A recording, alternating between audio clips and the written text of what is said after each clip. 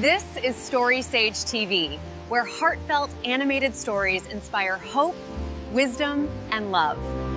You know that voice in your head? The one that wakes you up at 3 in the morning replaying yesterday's mistakes. The one that tells you you're not good enough while you're stuck in traffic. The one that turns a simple text message into a spiral of worry.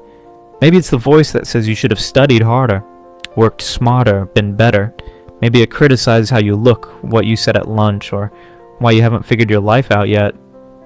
That voice feels so real, doesn't it? So true, so much like you. But what if I told you that voice isn't you? What if those thoughts, no matter how loud or convincing, are just events passing through your mind, like clouds passing through the sky? What if you could change your relationship with that inner critic, not by fighting it, but by seeing it differently? This is the story of how one woman discovered that truth, and how it set her free. Maya had always been at war with herself. At 32, successful by every measure, she woke each morning to a mind-firing thoughts like arrows. You're falling behind. That mistake proves you're a fraud. Everyone else has it figured out. The thoughts felt like her. Her voice. Her truth. Her reality. She hadn't been sleeping. Hadn't been thinking clearly either. When a friend suggested a short retreat, free, close by, easy to leave, Maya said yes, before she could talk herself out of it. The monastery sat on the edge of the city. Maya came reluctantly, unsure what to expect. A monk named Tenzin met her. "What brings you here?" he asked. "My mind won't stop," Maya said. "It attacks me. Critical thoughts, anxious thoughts, plans that spiral into worries. I can't turn it off." Tenzin nodded slowly. "Tell me," he said, "are you creating these thoughts? Right now? Are you consciously choosing each thought that appears?" Maya opened her mouth to say yes, then stopped. 3 thoughts had appeared in rapid succession. Her locked car, tomorrow's presentation, and whether her answers sounded stupid. She hadn't chosen any of them.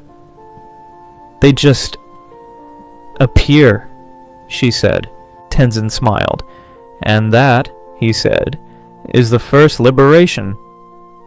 Over the following weeks, Maya returned. Not for religion, but for a way out of the prison she hadn't known she was in. One afternoon, Tenzin walked with her through the garden. "Imagine your mind is a forest," he said. "Thoughts are like birds flying through, some bright, some dark. The forest doesn't grab each bird and say, 'This bird is me.' The forest simply lets them pass through." He stopped by a small pond. "Look at the water. When the wind blows, ripples appear. Are the ripples the water, or something happening in the water?"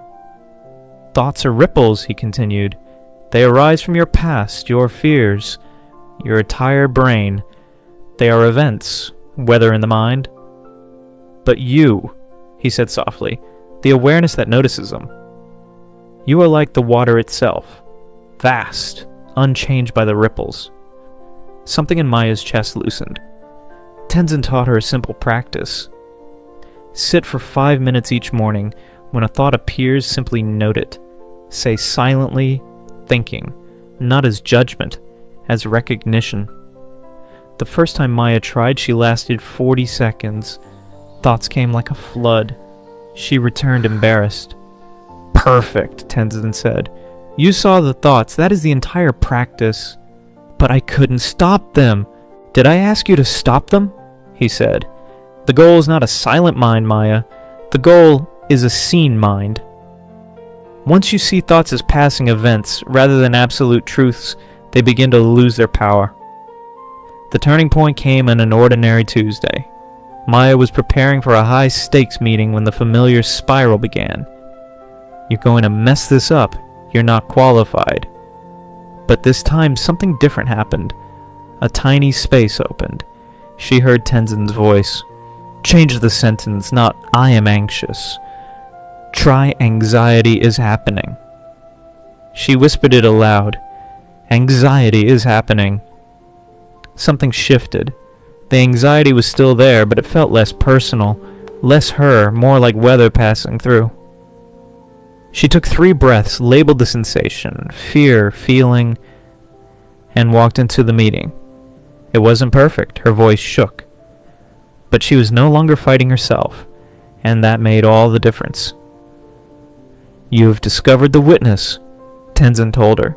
"The part of you that simply notices sensations, emotions, thoughts, without getting swept away."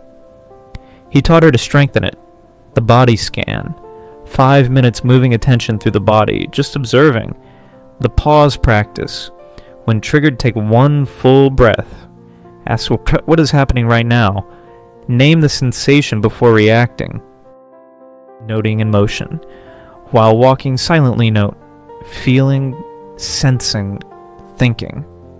Slowly, the witness grew stronger. A place inside herself that remained steady even when thoughts were chaotic. 6 months later, a project failed. The old thoughts returned. "You're a failure. You'll never succeed." So she went to the monastery to ask why failure kept happening after all the practice.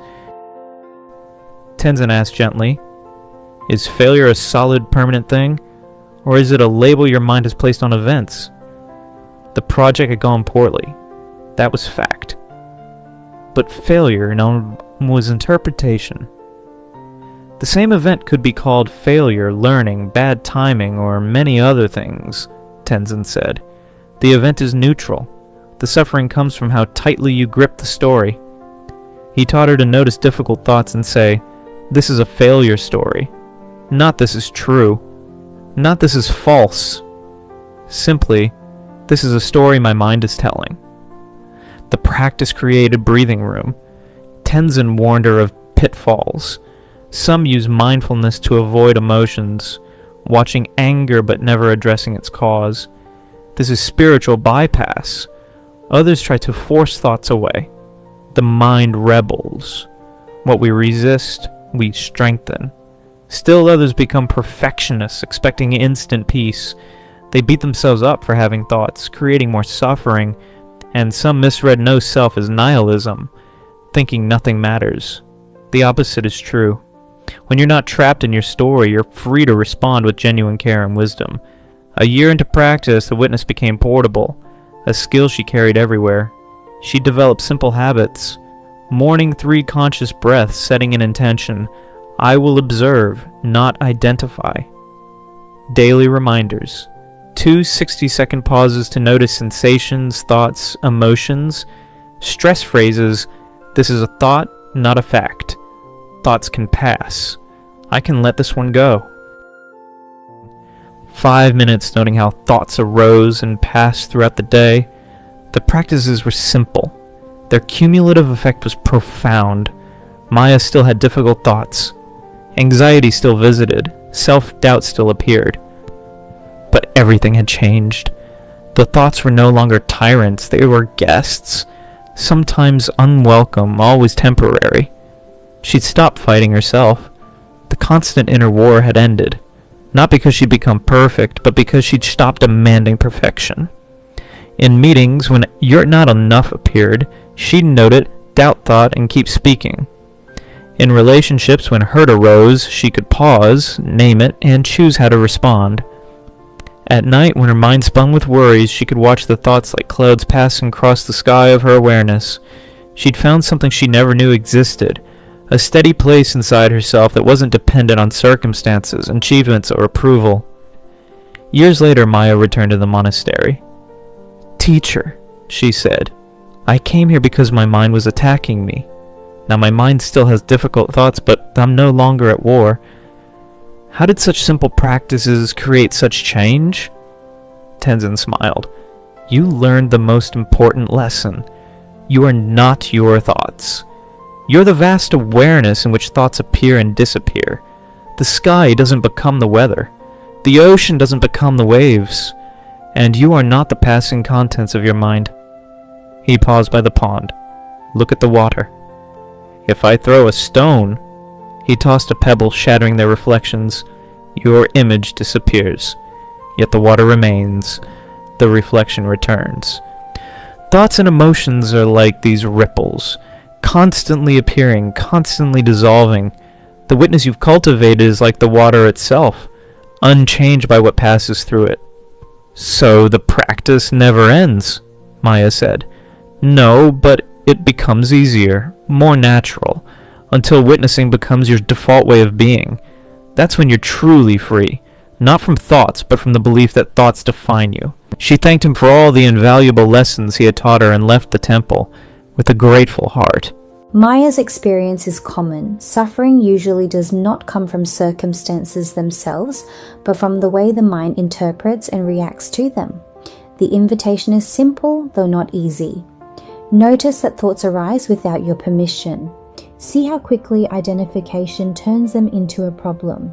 Begin to shift from I am thinking to thinking is happening. This shift creates space. Space allows choice. You build this capacity through regular, ordinary practice, not by forcing silence, not by fixing yourself, but by observing consistently. Loosen the labels and stories the mind insists on repeating. Avoid suppression, which strengthens thoughts, and perfectionism, which turns practice into another form of control. Let awareness extend beyond formal practice and into daily life. You don't need withdrawal or special conditions. You need attention applied steadily and without judgment. Thoughts will continue to arise. That does not change. What changes is your relationship to them. You are not the storm, the movement, or the noise.